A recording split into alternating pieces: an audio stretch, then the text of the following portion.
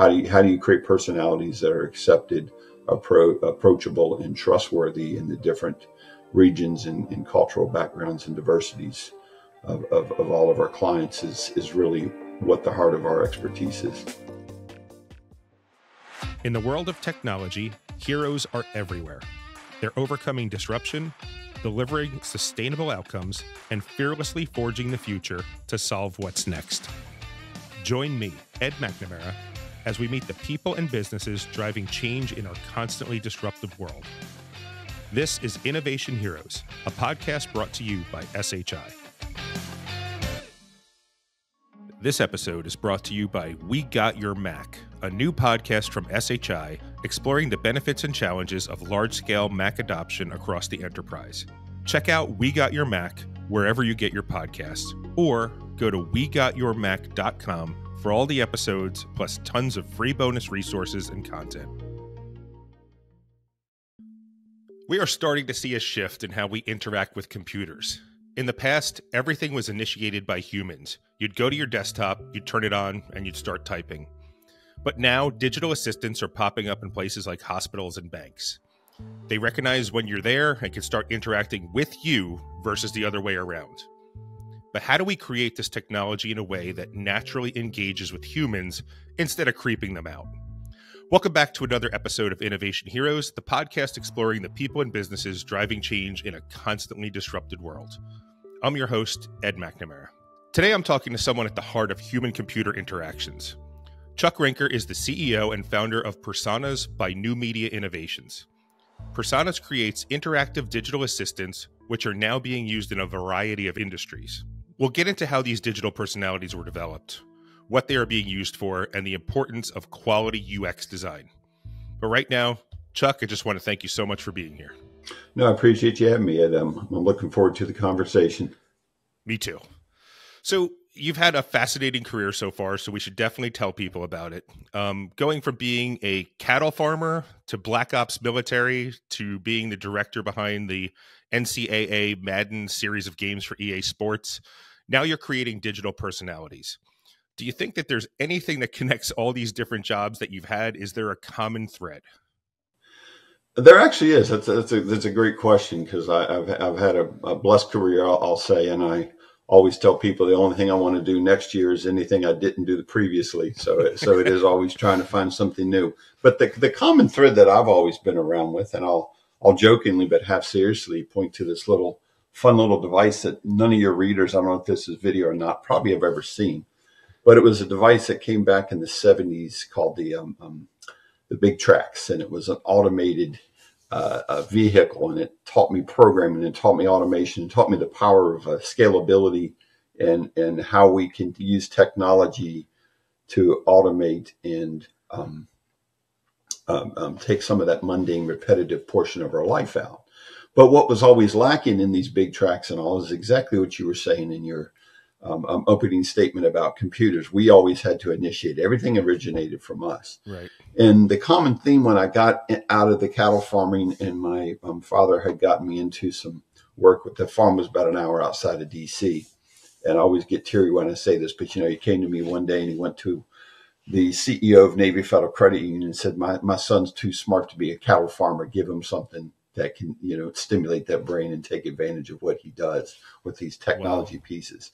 And a lot of that was centered around military simulation work, stuff like that. And it quickly became apparent to me that human engagement, people love to communicate. They love to talk. You're shaking your head. I'm shaking my head. The way we communicate is very natural. We've spent millions of years evolving how to communicate. And it was always frustrating that the programmers of the world and the engineering of the world were the ones that were trained and had the right mentality to take advantage of all this technology. But we talk as humans. So that common thread you're talking about from game development, games just nothing more than AI is not as new as people think. AI has been in games since the 70s and 80s, before the turn of the century. And that's where my early game career. It was all about how to make technology be more human-like, how to teach it to communicate like us. So the long-winded answer, but the short answer is that summarizes into what can we do to make technology communicate with humans, not teach humans how to run technology. And that's really the underlying thread of everything I've done. Well, it's interesting because I asked you the question, what's the common thread, but yet, like, in terms of, cattle farming, like, so computers are read by or run by language, like programming language, and there needs to be actual language. And you started working with um, with creatures that had no language, and you had to figure out what was wrong or what they needed without it. I mean, does that give you some sort of insight that that people who are only based on, strictly on language or what's on a screen or comes out of a keyboard, does that give you any advantage there? It's funny you said that, and you're the first person to key in on that, Ed. So I'll commend you for that one.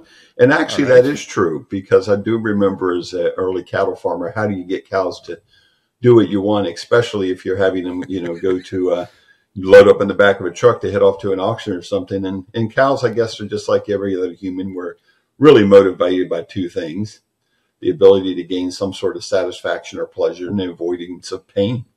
So yeah, we would teach them. It's a funny story that you say that. I have this story I tell people all the time, that there was this 4-lane highway outside the farm, and our cows got out of the fence, and we had probably 120 head of cattle roaming around a 4-lane highway.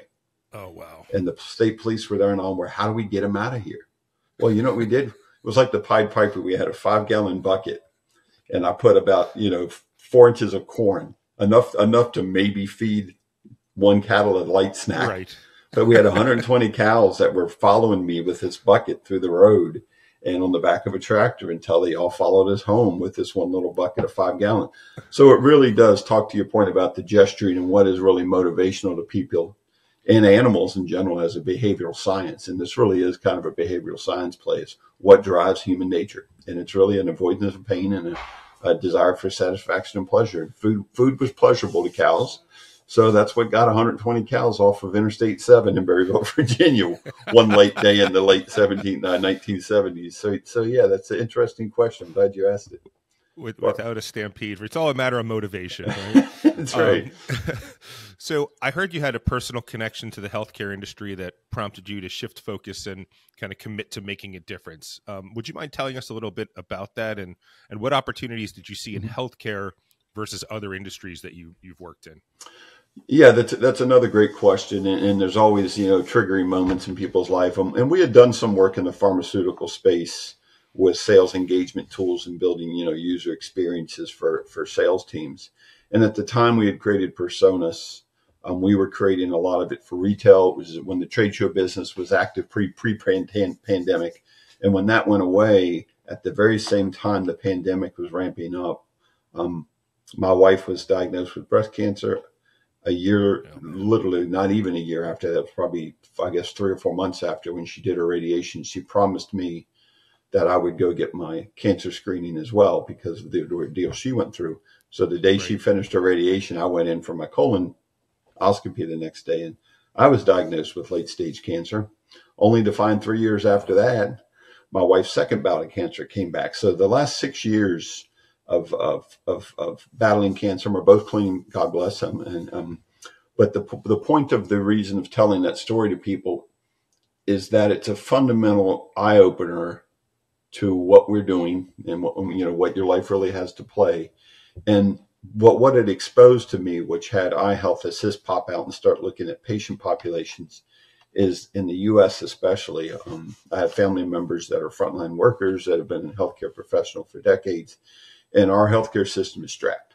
Let's be blunt. It's strapped. And healthcare professionals, HCPs, are leaving at a high rate. We don't have enough to backfill. They're overworked. They're overstaffed. They're underpaid for the amount of turmoil they have to go through on a day-to-day basis. And then you can compound that with the complexities of what healthcare really is. And as a patient, we were getting overwhelmed. What do we do? All the research you're trying to do. How do you get to this appointment? How do you get to that scan? What's this scan mean? What's that mean? And individuals are so desperate for that information when they're in a situation like that. You want to take any burden off of the patient you can and help them along that patient journey. And part of that patient journey is becoming more and more of a digital patient journey. All the big Epic health systems, the electronic health records, the appointment calendar setting, the simple how to get to the cafeteria at the hospital you're at. all of it is being inundated with more and more technology, which holds this wonderful promise of being able to scale medicine at a rate we've never seen before. But it raises that same, all the way back to your intro, the insight you put into, we have to initiate, we have to know about technology. And in order for patients to take advantage and healthcare professionals to take advantage of all this great AI technology that's popping up, or at least maturing, I won't say popping up, like I mentioned, it's been around for decades, but it really is centering around how do we help patients in the healthcare system with the same technology that we were using not a few years ago to sell, tens of millions of dollars worth of football games to young males and females that wanted to have a football experience. So how can we shift that focus? So that's really part of the tie-in I hope you were asking about, and why we're going down this patient journey path recently versus the retail and consumer. Absolutely. And number one, I'm just so glad that after 6 years, it sounds like you guys have come through to the other side, and that's fantastic news. Thank you very much. But number two, if you don't mind me asking, in terms of being a founder and being a creator, I saw an interview once with a surfer who I forget his name, but he was a pro surfer who had a similar diagnosis, and he said that the diagnosis freed him and his brain from the clutter of thinking about anything except for what was the mission at hand. Did you find that kind of clarity? Like, was that I won't even want to say silver lining, because I don't want to belittle anything doing battling with cancer. That would be a good thing. But did you experience anything like that as well? Oh, absolutely. I think it's human nature. I would call it an obsession. I had a hell-bent desire, pardon my French, to stay on this earth a little longer. And I was reading every clinical trial I could get my hands on. I was blessed enough that I had an amazing team at the company. And we were a small enough practice that most of my employees are counted in the friend category. I wouldn't say most, I'd say all of them. So they really helped pick up some slack. And I was able to take, 6 to 9 months off of work mostly and just deal with the cancer directly. But it did, to your point, it really freed myself, to use your words, from worrying about the day-to-day, which unfortunately there's most patients that go through a diagnosis like my wife or I had, don't have that luxury. But it did allow me to really rethink what we could do with this amazing technology. And I'm going to use a word in the healthcare industry that people don't like, but I'm going to use it for a very deliberate purpose. And I'm going to call it addiction. We always tout about the addiction of kids to games, and even middle-aged people don't realize most gamers are actually middle-aged gamers, not all the young guys. We all love the challenge of problem solving and engagement. But the addiction that we've been able to instigate across the commercial venture, like the electronic entertainment space and gaming space, the phrase we use is, well, what if we could get people addicted to their own health, to improvement of their own health? So the long-term goal is really to instill that sense of engagement that I won't call cancer journeys fun by any stretch of the imagination, but if it's less painful and it becomes motivational, where people have a human nature to engage with some of these really cool technologies. And like I said, I hate to use the word fun, but it really is. It makes the pain of having to deal with everything you have to deal with during your patient journey a little more palatable, and sometimes even almost engaging. That's the word we like to use, engaging. That can move the needle in healthcare across the spectrum. Especially when it's, for your experience, 6 years of your life, there are times when it's got to be engaging, because it's such a long journey. So, thanks for that insight. Talking about the PRSONAS itself, PRSONAS makes, digital assistants or personalities that are able to communicate in over 150 languages, including sign language. Can you tell us more about how they work and kind of how you built them? Sure. I'm going to tell your public the dirty little secret. We didn't really build it. No, I say that half jokingly, but we've been building avatars and games for decades. The dirty little secret is, quite honestly, our revolutionary PRSONAS digital humans are really a combination of a wonderful 18-year partnership we've had with Microsoft, who excels at the natural language parsing and what we call cognitive services. That part of artificial intelligence that deals directly with language, and how the brain would think and interpret what you're saying. So when you ask me a question like, how do I get to parking, or where's parking at, or, I need to park my car somewhere. There's a million ways humans can relay the same intention. What is your intention? What information are you really trying to give? So a lot of that core development is really spawned out of our relationship with Microsoft. We've been in their innovation lab. We've been, like I said, an 18-year partner. So a lot of the human understanding on what that verbal communication is part of our partnership. And the other dirty little secret is that the other part of the how do you represent that in a human? And there's some pretty fascinating clinical trials even and medical studies that talk about human engagement and why when you have a personality behind it, there's a trust and empathy and an approachability that you don't get off of the Siris and the Alexas and just general computer engagements. But the point is that probably most of the C-suite of the company was founded, and I'd met them through my other engagements. You mentioned early graciously about, my work in the simulation world, and in particular in the gaming world with the EA Sports director role I played with the NCAA Madden franchise. And like my CTO was one of the lead developers on Madden and college football as well. So the point there is that the personas that you're seeing now and that we're touting as a new innovation in human representation is really at the core game engine as well. So we've really taken a game engine and AI technology from arguably the number one AI company out there, Microsoft. People don't realize how in depth Microsoft is on that, and really combine that through our talents. And I'm not saying we didn't architect some of it, how do you package a personality? And we'll get into that in a minute. Is really at the core of what we do. So we're bringing world-class technologies together and turning them into a personality. And when I say a personality, and I'll try to finish this up quick, it's not just what languages it can speak, because you honed in on that. It's not even ultimately what the aesthetics are. It's what makes Ed. It's not just how you look. It's what knowledge you have in your brain. What do you know about? What's your expertise? What are your mannerisms? What is your demeanor? Are you straight-laced? Are you comical? Are you satirical?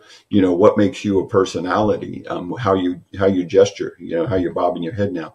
So a lot of what we've done is take behavioral science thoughts about the psychology of what makes a person and wrap them into a bundle. So we say, okay, now we can sell you a digital personality. And part of what we were doing is really just becoming a catalyst. What does it take for a team to put together all these pieces, like for those that might do gaming, you have your animators, you have your audio producers, you'll have your programmers, you'll have your game designs, you'll have your producers. You got people who know the rules of football, people who know what a gang tackle would look like when 3 AI avatars, which quite honestly, Madden football was the world's epitome of AI, and we were doing it in the 1990s. How do you get 22 players to actually run around, catch, and tackle in a organized, collaborative fashion? That's AI.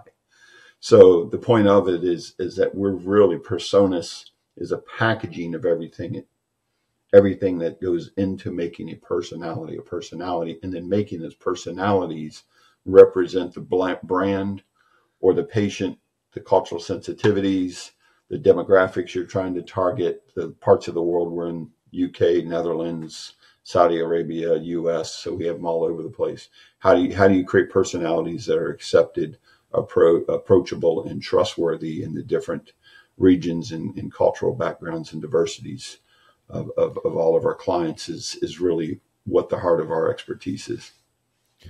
And that's fascinating to me because, humans have learned to quickly evaluate how to best interact with the person sitting or standing in front of them. And I'm just assuming that PRSONAS has the ability to understand how to tone something down, rephrase information, moderate vocabulary based on age, aptitude, schooling of individuals. So assuming that it has to have that because you talked about trust, and that was something I wanted to ask about. Is there like, can you quantify trust? Like, do you know, it's like, hey, we have to get here. Is there an equation to trust? I don't even know what the right word is, because like, especially in healthcare, you've got to have it to make that interaction, useful and to the patient who's the user at the time. Mm-hmm. How do you quantify that? That's an amazing question. If I knew the answer, yes, I would be a different position right now. But Right. I wouldn't say there's an answer, but there's definitely it's beyond anecdotal though. In your defense, Eddie, you're absolutely, it is beyond anecdotal. There are several clinical trials, and we'll probably open the door to another long-winded conversation that I have often around what we call the uncanny valley, which is where is the borderline between characters that are dismissed as toys or just emoticons versus characters that are considered creepy and almost offensive. The number one thing I have to defend in PRSONAS over and over and over and over and over and over and over and over and over is no, we're not here to replace humans. We're not here to replicate humans. We're here to communicate with humans. And so what is quantifiable in trust is really, like I said, not only evasive, but it is definitely measurable. And there's even a clinical trial done through a university in Seoul, South Korea, where they took avatars from physical robots that were covered with rubber skins that look very human-like, down to, okay, here's your stick figures and your, smiley face characters. And then here's your more Disney-esque, but slightly more realistic than Disney-esque, not quite as juvenile in nature, Right. But a little more, I'll say, demographic associated with the people who are using them. And that's the power of it. And the results of the clinical trial not only clearly stated that people would engage longer, but they actually would measure what they call a factor of likeliness, of likeness. How much not likeness like how it was represented, but likeness of how much did you like the character? How likable was it? And what they found, and when people are more likable, they're more trustworthy to you. Right. And so they found out that if you go too far, the uncanny valley, just in the 30 seconds, I'll try to describe it, is once you get too photorealistic. I equate it to the Hollywood, I'll call it the horror movie effect. When you try to create a creature or something in a horror movie or in a person, and their head spins a little too far, their wrist spins farther than it should, their eyes are slightly bigger than they really should be. We can't recreate the intricacies of the human enough that it fools them. And even we're pretty damn close, pardon my French again, pretty close right now. And some of, I won't call them our competitors, I'll call them other people playing in the human communication space, have gotten really good at it. And we were good at it. We had done that early on. But once you become too human, we'll key in on those really, really subtleties of what a human is. And if it's not really what the human would do, the real human versus the replicant human, that's when it becomes creepy. And that's when people inherently get this sense that you're pulling the wool over their eyes, you're creeping them out, you're just trying to replace humans. So I had the distinct honor of being far enough in this career that I was introduced to at the time, one of the SVPs of Disney Imagineering. And I flew out to Anaheim to meet with John Snoddy. And he had been a gamer before he had become an engineer. And he had a game company that would superimpose photos onto playing characters. And John, if you're listening, I hope I'm not misrepresenting what you did, because it was an amazing trip. But in any sense, he looked at our photorealistic character, and he was the first one that told me, well, two things, one of which, more Disney, we're not going to buy your stuff. We're going to do our own, and we're going to do it the Disney way, which I totally respect. I'm a devout follower of the wisdom of Walt. But that it's being worked. said, it's worked. Yes, yeah. But he also said, you're trying to be too human. Back it off a little. Disney can make you cry over a skunk. Disney can make you feel emotion over, an 8-foot tall beast when the beautiful princess falls in love. Belle falls in love with the beast, and you feel for the beast. You see his vulnerability. So the personality behind a character is not the physical aesthetics. And he was the one that really kind of quote unquote smacked me in the face a little and made me rethink our characters. So since then, and that was probably 7 or 8 years ago, maybe 10 years ago, quite honestly. Since then, we've really been focusing on the engagement communication and backing off those characters so they are approachable, so they are empathetic, so they're not viewed as a threat, so they are trustworthy. And that's led us into some successes in the clinical trial world where you're trying to deal with largely a misrepresented demographic for clinical trials, where you're trying to attract more underserved communities, minority communities. And right now we have a heavy slant towards clinical trials being largely populated by your middle-aged white guys like myself. And that's not representational where our healthcare system and our clinical trials and outcomes need to be. So I'll thank John for that smack in the face 10 years ago. And it's really helped us refine what we were trying to do. If you're a business leader, there's a good chance you've had to confront the question of whether you should bring Macs into your enterprise. It's a PC business world, but your users might prefer Mac devices and platforms. Adopting Mac across your business has its upsides, but it can also come with a lot of challenges. That's why SHI created a new podcast called We Got Your Mac. We Got Your Mac helps business leaders understand the pros and cons of Mac adoption. On the show, hosts Victoria Barber and Kevin English will lead you on the journey from discovery to deployment with thought leaders and specialists from the world of Apple and Mac. They'll be exploring questions like, is your employee experience suffering by only offering one platform? Can you drive productivity with a device choice? And do Mac platforms help support innovation? Adopting Mac at scale isn't purely an IT decision. It's a business decision. So the show doesn't get super technical, but rather it's on a level that everyone can relate to. I've listened to the first few episodes and I'm excited for the rest of the season. They've already released episodes on topics like building the business case, understanding the total cost of ownership, and collaborating in Windows-dominated workplaces. And new episodes are coming out every 2 weeks. So why not have a listen? Subscribe to We Got Your Mac wherever you get your podcasts, or go to wegotyourmac.com to access all the episodes and tons of great bonus resources for business leaders like you. I mean, that's great because I'm just assuming that, you know, these solutions are scalable and can reach places that, you know, aren't as easily accessible to folks who are lucky enough to live in, you know, the city or the suburbs or any place else. So like, I totally get where you guys are, where the real helpfulness of this is.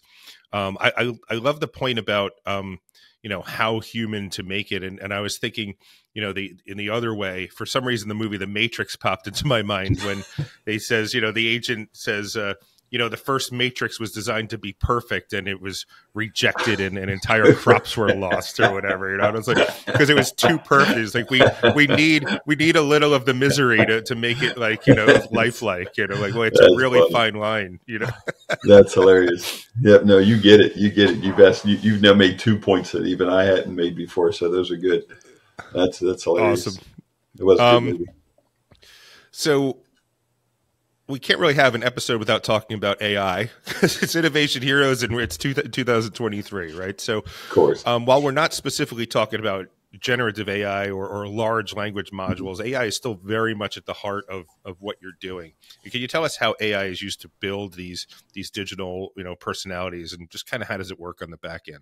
Sure. And for the first time, I'm going to correct you on both accounts. we do use generative AI, but we don't use it as the end product. And I'll explain that real quick.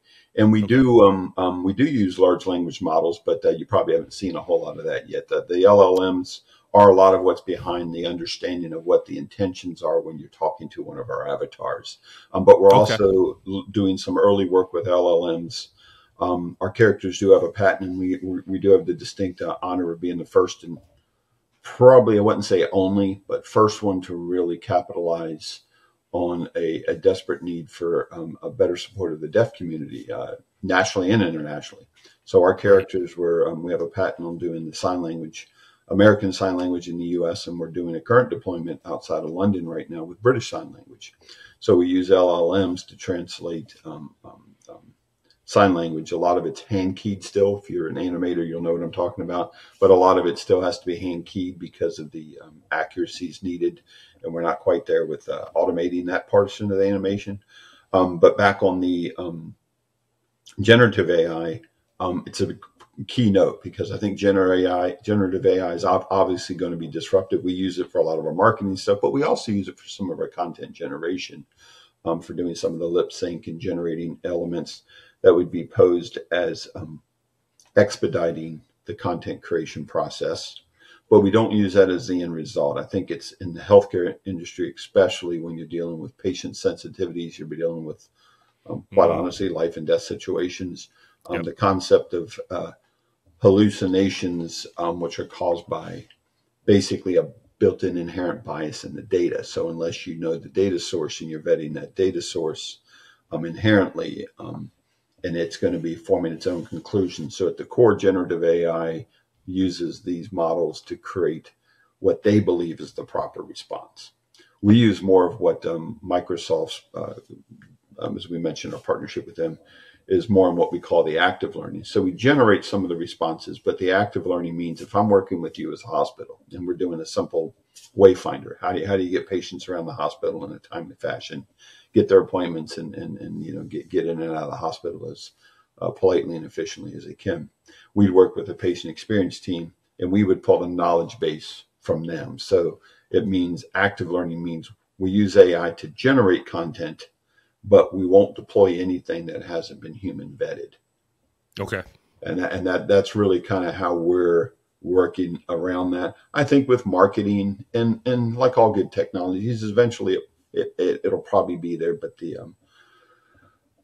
let's just say we're taking the walk, don't run model right now, and making sure that the human component is always still there. And our goal is to just give the human capital, your staff, your volunteer staff, your paid staff.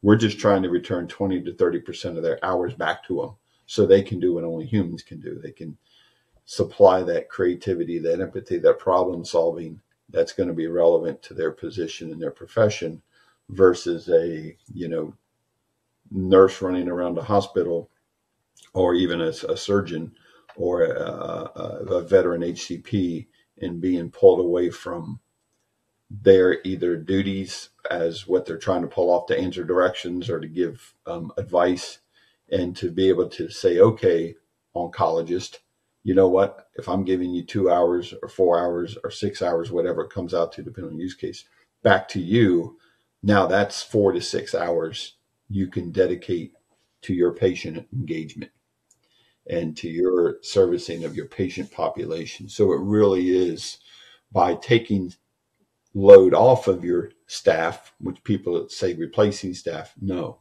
it's actually empowering your staff to give that time back to what they've trained and what they've spent their entire career with. And right now they're overburdened with the repetitive and mundane, and it's just a stressful world. Well, it sounds, the potential sounds amazing, because I've had conversations with, folks in healthcare who are like, if I could get my nurse to stop having to go and walk and shut off that beeping Bingo. Machine, like if I could get 10% of their day back by doing that. So this is a real game changer. This is absolutely really, really good stuff here. In terms of, so a lot of our audience, has to build teams, teams of creative teams, technologists, et cetera. Like, do you have character, in terms of, you touched on you don't deploy anything that has not been human vetted, in terms of like the skill set for the people that you're seeking to be on your team to do this. Do you have any characteristics that, come to mind in terms of like, how human do your humans need to be, I guess is the question. That's pretty funny. I'm going to give you credit for 3 good ones. That's another one. All right, asked me is about the staff. That's awesome. This is great. Because I unless you really start getting involved in our company, we did even a couple little video clips and talk. We actually boast and brag about the people that excel at this type of work environment are pretty creative, but they're also both left and right brained. And I'll give you a couple of anecdotals, like my chief technology officer. He's my CTO of the company, leads all their development amazing UX architect, engineer. He's got an animation degree. I met him in a 3D animation college. So he was a computer scientist from Loyola University that was programming on my Madden franchise, or not on mine, but prior to me programming for Cree, I believe it was. And we just started BSing in an animation college because we both had a passion for 3D animation, and he was getting an animation degree. And then my CIO, who is now my chief information officer, you know, he's got a degree in UI design. I myself, just to boast a little, you know, I've one of those chronic learners. I mean, I started out as an electrical engineer at University of Miami, ended up as a computer science guy, went to postgraduate at George Washington for some multimedia techs, and I also have a 3D animation degree. So the point of the story is that, and we could go down a long list of other employees that tend to be like my director of marketing. That's another fun one I love because I love Disney. I mean, she was a professional dancer for Disney. She was a dancer, wow. And now she's running some of our strategic strategy sessions with our relationship with Gardner, and doing marketing direction as well. But she's a dancer by trade. So the point is that I think the people that really see the holistic package of what a human is and what they're capable of has that combination of not only engineering, but creativity and a love and passion for the arts. If I can be so bold, kind of that more of that Renaissance type of mentality where you're covering the bridging the gap between science and arts is kind of where we love to live. And that's a fun world to play in. You're really looking for people who are capable of knowing what humans are capable of, or people who understand what humans are capable of, and that is really cool, because it's just gonna help your product, which is gonna help your patients and your end users. So there's so many ways that you could be using this technology with different industries and jobs that digital assistants could support. You know, outside of healthcare. You know, what are your plans for the future, and will it change, and how will it continue to evolve? How do you see it?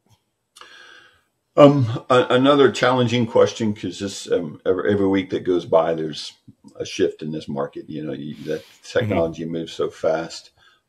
We've kind of taken the approach that there's companies that either have the very specific resources to create a experience that is custom tailored to them. And where am I going? I'm probably phrasing it up a little more complex than it needs to be. Bottom line is there's a combination of dozens, if not hundreds, of technologies that go together and integrate to create these solutions. So historically, they tend to take a long time and a lot of money to get out there and get right. What our focus since 2013, which is when we started the PRSONAS product line, and we've been around since 1999, was really focused on how do we scale that in and of itself. So our personality engine, what we call our PRSONAS personality engine, is really how do we bring our expertise in digital personalities and apply them on top of existing or new upcoming enterprise solutions. So we're really not the end builder. Like a good example is a relationship we have with a company called Madden. I'll say one of the most full-featured and easy to work with companies out there, and they do a wonderful, wonderful job at digital wayfinding solutions for airports, hospitals, retail, shopping malls, things like that. And we saw that use case. So we built our platform so that we have an integration point. So we integrate with their solution and become part of an ecosystem, because this takes everything from technical services groups to enterprise solutions to hardware manufacturers to our user experience. So we're really that UX layer where if you had an existing solution and you want to put a personality behind it, so we've packaged that up. So that where that relates to your question directly is our roadmap is really driven by the use cases that are most appropriate for, I'll call it kind of public facing human engagement. You really, as much as I'd love to say, I'd like to see a PRSONAS on everybody's cell phone in the world. You don't need that. You know your device inside and out. You're not in an unfamiliar territory. These devices are probably better served for things like patient discharge. We've done some early conversations around that with Einstein Institute. Human engagement, we had an early conversation I'd love to bring back up with Virgin Cruise Lines about what if your ship could talk to you, because Virgin Cruise Lines names their ships after females, after women. And what if you could give that ship a personality and engage with your traveling people? So we're going to stay in the healthcare. Clinical trial is probably one we've gotten some early traction. We're trying to get more into, because I think that's an important overlooked aspect of healthcare. It's not just how do doctors serve patients after they've been diagnosed, what is the treatment process, but every major advance in pharmaceutical and healthcare starts in the clinical trial world. It really does. It has to, right. How do you prove this?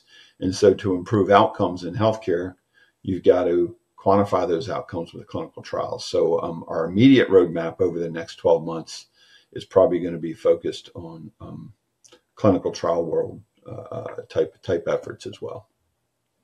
Well, it sounds like it's just really an amazing future. I'm looking forward to learning about where PRSONAS goes next. For our listeners, where can they go and follow you and learn more about the work that you're doing with PRSONAS? For those interested in healthcare, I'd encourage you to just start right on we have a LinkedIn page and a website. iHealth Assist is what we call that. Healthcare assistant is the letter I, Health Assist. PRSONAS is PRSONAS.com. Just like the word personas, the PERSONAS, but without the E. And there's a reason for that, but that's a different topic. I'm going to say this one. I'm going to beg your audience. I do this every time, and I kind of find it almost like a little personal thing. I love to engage on LinkedIn. I love to talk to people who have a genuine interest in learning and advancing what we can do with human engagement and human computer interfacing. However, I'm sure everybody can relate here. The number one response I get once I get my name out there is, "Hey, can I sell you XYZ? Are you interested in XYZ services?" So I politely and please ask, don't use this as me opening the door for a sales engagement. Don't try to sell me something. I don't need more encyclopedias. I need people who really believe in the vision of digital assistants and digital personalities and how they can help people in their day-to-day lives and take some of that burden off of our workforce. Those are the people I want to talk to, and LinkedIn's a great place for it. So I commend you on that. And if anybody's listening, don't send the message that says it looks like we share a lot of the same people. I'd love to connect. Exactly. It's like come with something more than that, right? Like, right. You got to bring something to the table, Yeah, absolutely. Awesome. Well, Chuck, you've given us a lot to think about when it comes to human-computer interactions and how they are changing. Thank you for providing your insights into the power of UX and CX design and your advice for using AI and other tools to create digital personalities that are approachable and really human. It's just really exciting to see this technology and how it will continue to evolve. Thanks to our listeners for joining us. Make sure to follow and subscribe to Innovation Heroes wherever you get your podcasts, or check us out on YouTube, unless you're doing that right now. We'll be back with another inspiring hero in 2 weeks. Until then, I'm your host, Ed McNamara, and Chuck Rinker, CEO and founder, PRSONAS by nuMedia Innovations. Just want to say thanks again. Thank you, Ed. Take care.